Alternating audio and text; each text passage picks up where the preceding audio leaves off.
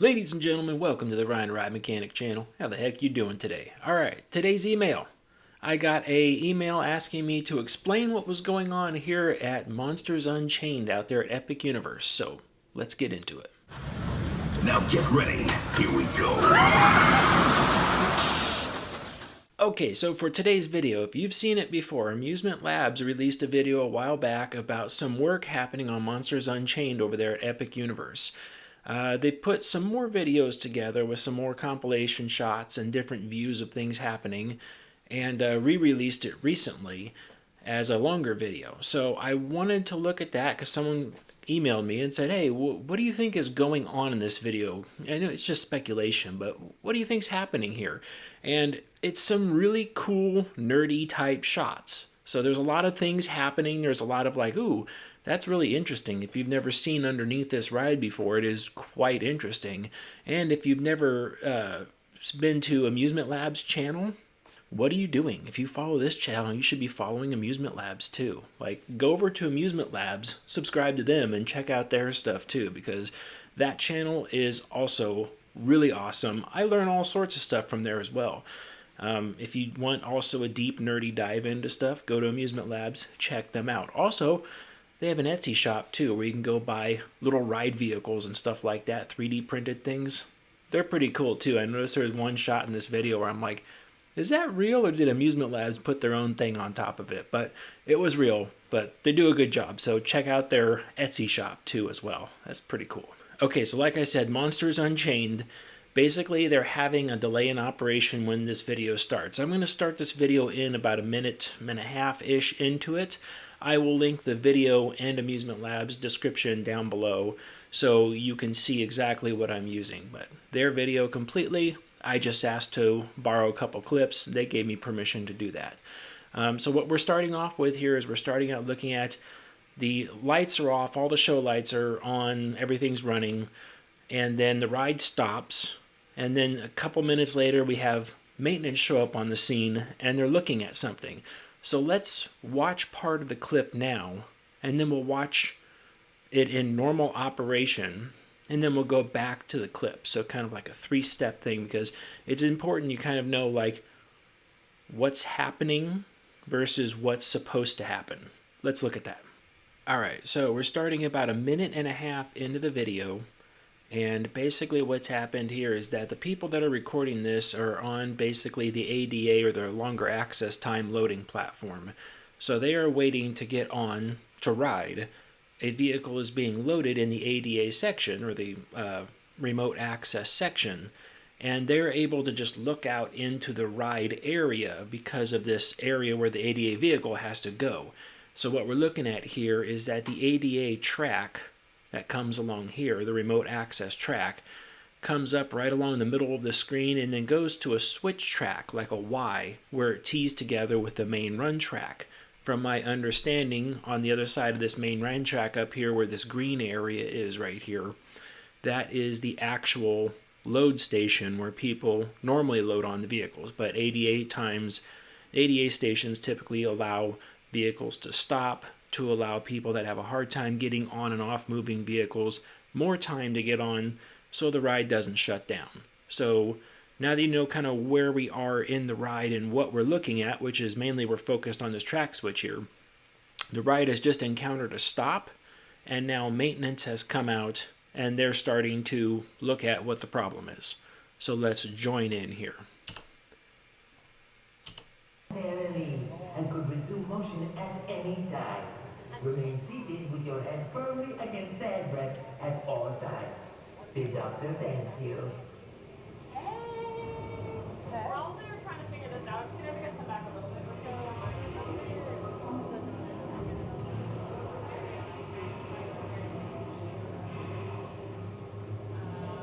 Attention! Navigation units will begin moving immediately. Please remain clear. That's a bright of the flashlight. right track. Once again, navigation units See, they will rolled the begin track moving back over into the run immediately. position. Please remain clear of the right track. They're still missing... No, they've got it. Attention. Navigation units will begin So it moving looks like they're ready to immediately. start back up Please now. remain clear of the right track. Once again, Navigation units will begin moving immediately. Please remain clear of the right track. Looks like the ride's starting back up now. Please remain Then faults seated. again. Your navigation unit has stopped momentarily. And will resume motion at Now it any looks like time. Mechanic A is telling Mechanic B, hey, go over to that remote panel, At all times. probably acknowledge a fault or hit and enable or something like that. So the ride started to move, then it stopped, and they're like, oh, we have to do some sort of external thing, reset, clear, enable, something along those lines, to allow the ride to continue to operate again.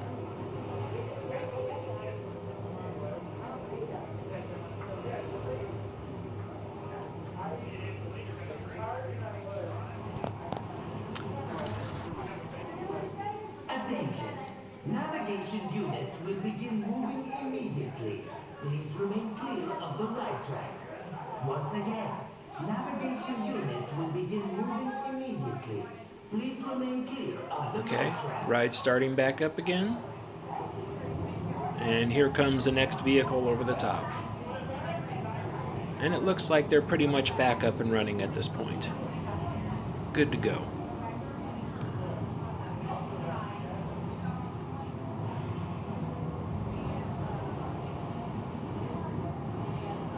Okay, so let's take a look at this process the way it normally happens before this. I'm going to forward on the video here. Okay, so here what they're doing is they're putting one of the ADA sectioned vehicles back online. So as you see, the arm vehicle is moving out into its ready position. It's waiting for a spot to come out. And then what we're looking is this track switch right here in the middle. Watch the track switch area. It's kind of hard to see, I know. Here it comes, rolls over, goes across, the bridge rolls over, bridge 2 rolls back over, then the main track switch rolls back over. Next vehicle comes right along. Okay, so that's what's supposed to happen. Okay, so back to our breakdown video here. Mechanics come out, gotta have 3 mechanics total. So here comes the first mechanic in the lower right-hand section. And the second mechanic is about to walk out here.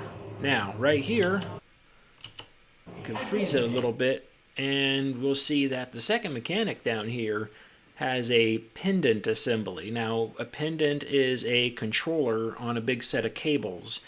Pendants are necessary for when you have to do something out of position. In this case, I think they've come to this section because if you look at the way the track is sitting right now, you'll see the first bridge has rolled back over into position, so it's allowing the wheelbase to come through. The second bridge has rolled back over, but the main track switch has not rolled over. So basically that main track switch tried to rotate over, and it could not.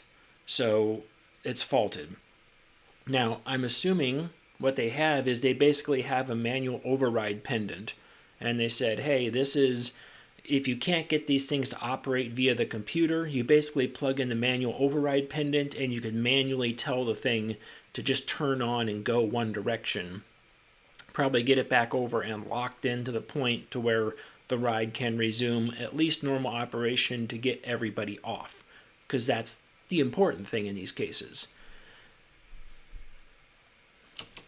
Navigation units will begin moving immediately. Alright, so now they're watching the track switch here in the middle. You see it's still to the curved position right here. So it's still ready for the next ADA vehicle to come through. If you remember the last video, that last section, as soon as the ADA vehicle, I'm just saying ADA vehicle because it passed from the extended load time section over here, it came from this section. As soon as it cleared this track right here, right about where this pit ends right here, as soon as it cleared that track, the thing should have rolled back over, but it didn't. So the first bridge rolled over, which is what it was supposed to do. The second bridge has rolled over right here, what it was supposed to do, and then the main switch has not. So it's just missing that command. So let's see, they're going to now manually tell the thing, or I'm not sure where you can operate this from. I'm imagining it's at a panel. Probably there is 3 mechanics down here watching. There's probably a mechanic up at the main operator panel. There's probably a remote panel that's somewhere that just controls these track switches. I mean, I'm looking at the remote panel here and another remote panel right here. Remain clear of the right track. And there goes the main Once switch. again, Want to see that again? units will begin Here we go. clear of the right track. Pretty cool, right? Moving immediately. Watch it flip. Clear of the right track. There it goes. Once See how fast that happens? Now, one of the reasons this ride requires a lightning fast track switch like that is because you'll see that once the vehicles get up into motion and continue to go, man, they are right next to each other. There is no space. In fact, the ADA or extended load time vehicle has to wait on this shunt track over here for a very long period of time before it finds a gap big enough to go into. Now, I don't know if the vehicle's honestly waiting for a gap or if the computer program has already said, well, that vehicle belongs in this position and it's simply just not there. So when that position opens back up again, it inserts this vehicle. Not sure which one of those it is, but it has to sit there for a while and wait for that gap to come along because the vehicles are so tight together. Now, this is where on this particular ride, and I know Harry Potter is pretty much the exact same way, this is where these things, a traditional ride would have a large rotisserie style switch track where it would just rotate like 180 degrees or something like that to allow the next vehicle to come on. But because of how wide the base is, it has to intersect these tracks at multiple spots, and it has to remove that track. So that turntable would have to be absolutely massive to allow a Y-style track piece on there, or rotisserie-style track piece on there, to turn and rotate into position. So what they said is they're like, you know what, we could do this between vehicles just in the blink of an eye if we just did this in multiple sections. So they said that's what we're going to do. So if you look at this, the way it works is that right here, there's a bridge right where the first vehicle crosses through. So the first thing it has to do to allow a low access vehicle on is it has to sit there and say, okay, first of all, roll that bridge over to connect this track. So it goes 180, connects the track.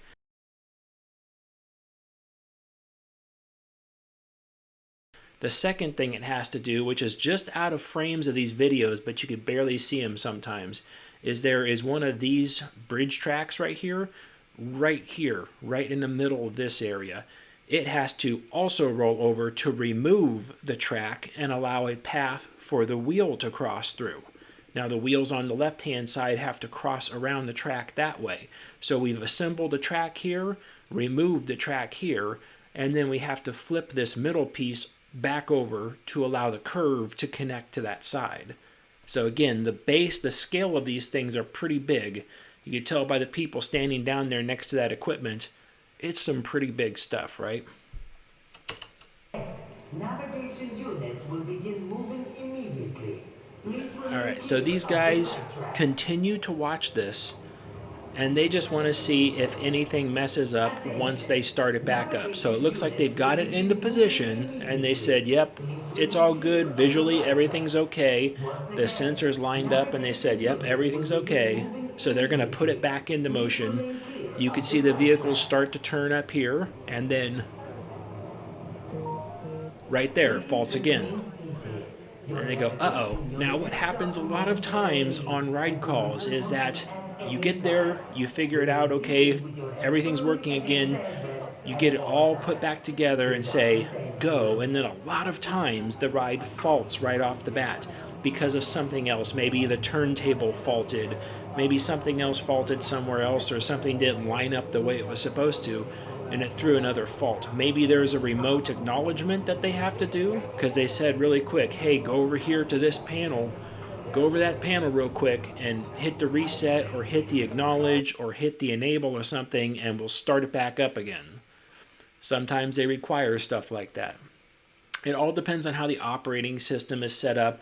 There is no like single uniform thing that happens for this stuff. So if we look at this down here though, this mechanic down here is now shining his light out here over this whole assembly, and you can kind of see down here like what these things are. So this is in the non-transfer position. It's got a bridge built. That's where the vehicle's wheels come right across through that track assembly. So it's got the bridge built there. And then I've spent a while looking at this assembly, and basically what this is this looks like a high torque DC motor, like a stepper motor or a servo. And then it looks like it goes through a planetary drive. The way this gearbox assembly sits right here, it kind of looks like a stepped up planetary drive, which would mean you could turn that DC motor on and get a really fast RPM, and it will roll that thing over exactly and stop again. But the good part about a planetary drive is back here, there's a round part that's really hard to make out. But pure speculation on my end, it honestly kind of looks like a large disc brake. And when the thing operates, you can hear pneumatics opening and closing right when the thing goes to rotate. So I feel like it's just a large disc brake with pneumatically applied brakes or pneumatically released brakes on that. And what that would do is if you had that all the way back at the beginning next to the motor, a nice clamping force next to the motor through the planetary drive would give you almost incredible stopping power on the other side, enough to hold that platform by itself and prevent it from rotating.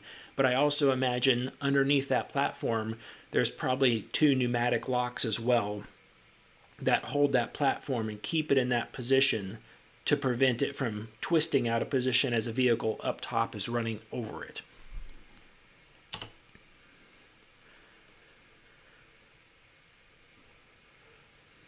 Now they've got it started again.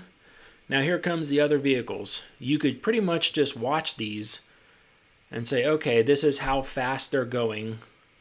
See, they're only about 10 feet apart from each other, which is hardly anything.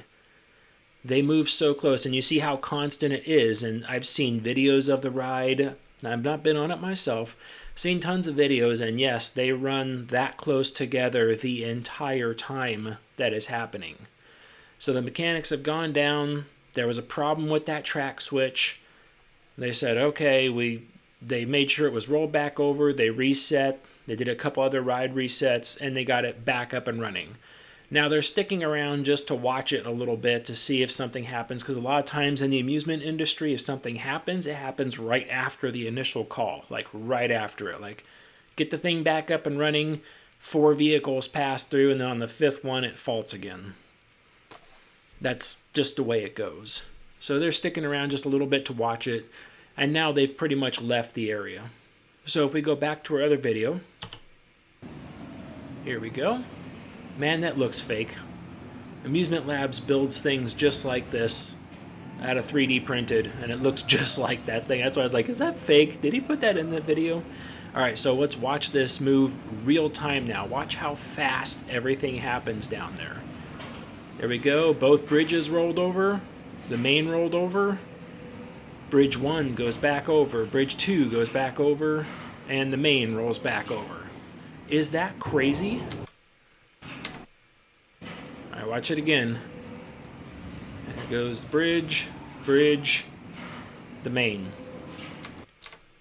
Do it again. Here we go. Go through, and bridge, main. Rinse into transfer. Now we go bridge, main again. And here's the next vehicle. That is absolutely ridiculous to watch. I mean, that is just so fast. It's unbelievable. I've seen plenty of fast track switches, but that is something else, really. Wow. Now do that again. I won't talk. I'm sorry. Listen to the pneumatics.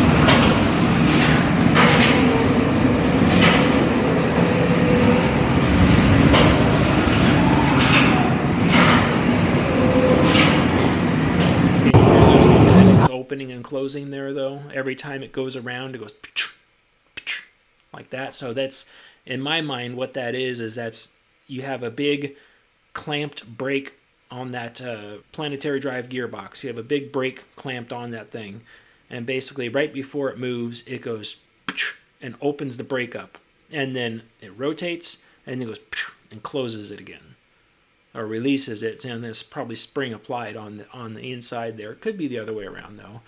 But that's to ensure that even if the pins on the outside, probably underneath there, even if those pins or brackets didn't latch into place to hold the outside, that brake at the beginning of that gearbox could probably hold the whole assembly just fine all day long with no issues. Okay, so now seeing that, let's go back to where we first showed up here. All right, so they're looking at that switch out of position, and they're going to say, roll it back over. Here we go. Man, that's fast. Let's see that again. About 1 second is all it takes to do to roll that thing back over. Wow. And you can see the other pathways down here are already rolled over. And this view with him shining that light right there, that's about the best view of that motor gearbox assembly that you're going to be able to see.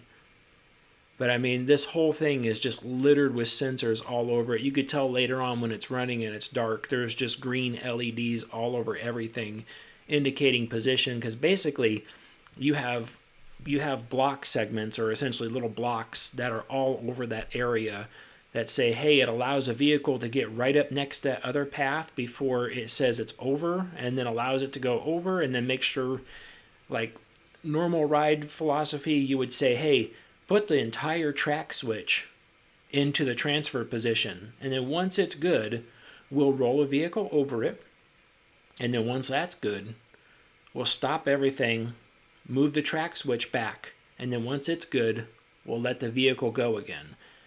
This thing is operating in like micro blocks essentially.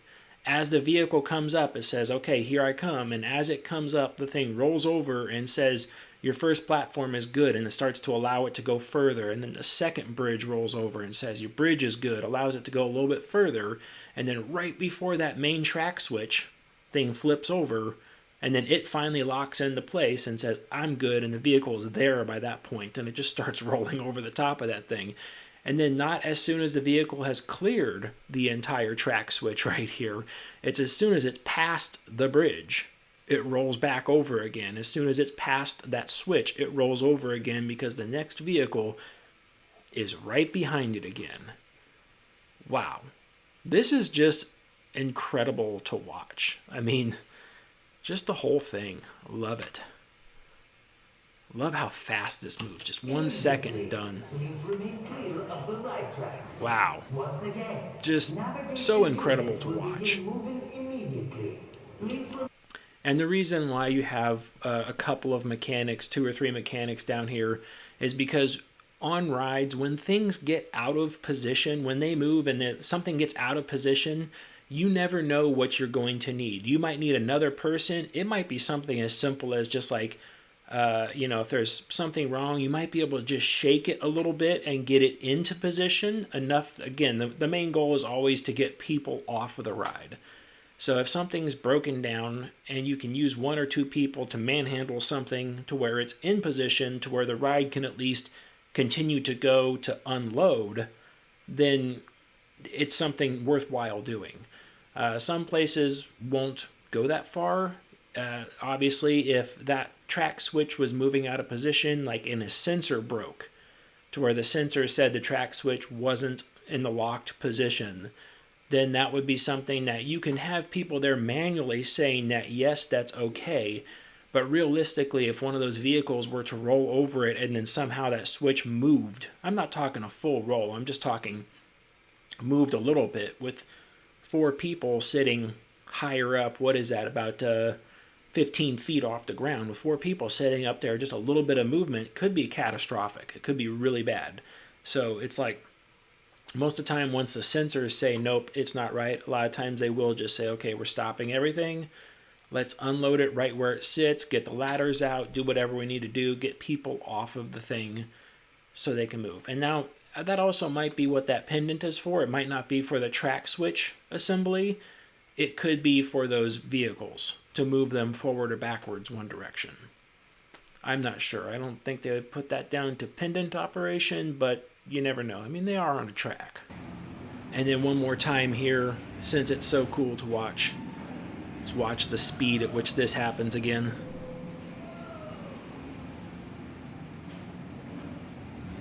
Look how quick those vehicles move through there. It's ridiculous. Bridge, bridge. There's the main. Bridge, bridge. There's the main.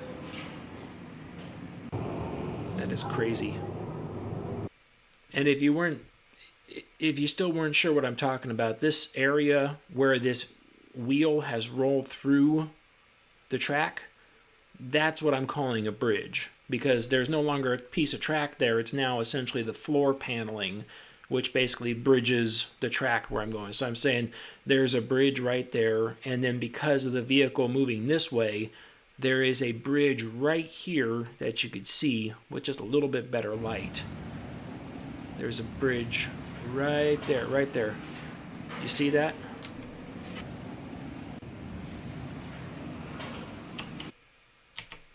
So if you see right here, see there's one bridge rolled over. Move it back and forth, that way you can see. See how that whole assembly is turning? That's why I think that's a planetary drive right there. That's definitely a coupler on the end. And then over here is another bridge. So if I move it back a little bit, you can see it start, you can finish it. It's finishing its turn right there. Can't see it that well, but right there you start to see the light glinting off of it. And it starts to continuing to roll over. And it's locked back in place. That's bridge 1. That's bridge 2. And then of course, as it goes along, right as this vehicle clears the back right there, you see the LEDs it's already rolling over. The vehicle is crossing bridge 1, and it's starting to roll onto bridge 2 as it goes past. And then let's go on the other side. Now, it is cleared this bridge right here. See, there's a yellow light. It's already passed. You can still see that the track is still assembled in that area right there. So you have this wheel is probably right over that other bridge. And now the track is starts to roll back. Now the track is going over, track's 90 degrees out. Track is now 180 degrees and the bridge is assembled.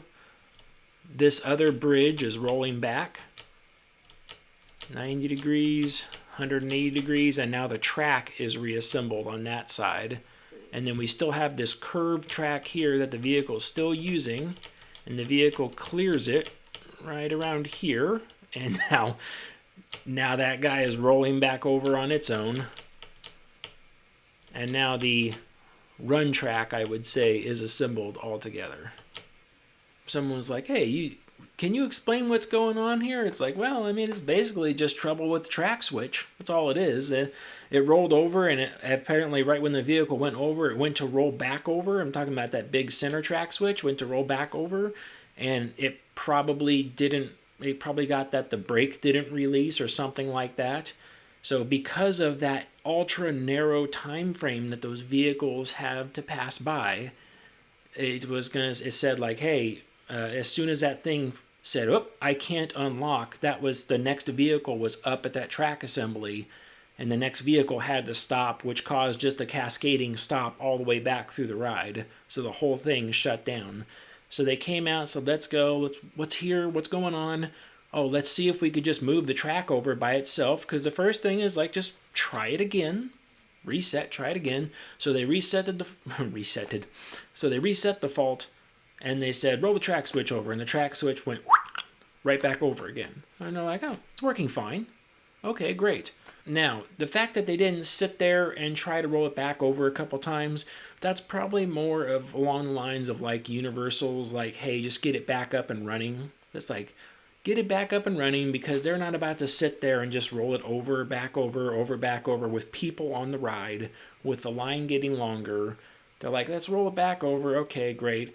the next time an ADA vehicle goes to transfer on, the mechanics might have still been standing down there because they wanted to be around the next time one of those vehicles came on.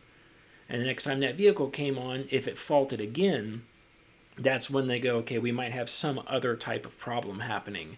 And they're going to have to dig into it a little bit more and find out what's happening. But I think that was the whole thing here. It was just a little quirk fault. Rides do it all the time. They kind of throw out a fault for no reason. It's with a component. At one point, the sensor somewhere said it had trouble. Something faulted. But you can't duplicate the problem. Just like on your car, if you have a service engine soon light pop on and then it turns back off on its own, you take it to the dealership, they can look at it and say this is what the fault was, but if they reset it and nothing's happening with the car, then they don't really understand how the fault got there. 1,000 different things can trigger that one particular fault.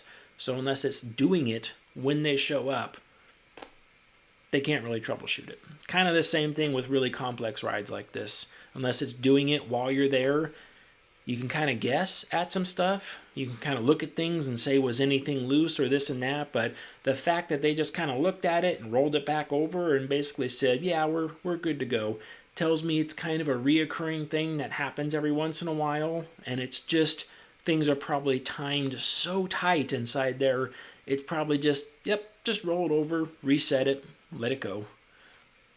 Parks do that sort of stuff all the time. And it's a fine balance to walk between just the quick reset and let it go and, hey, we have a problem.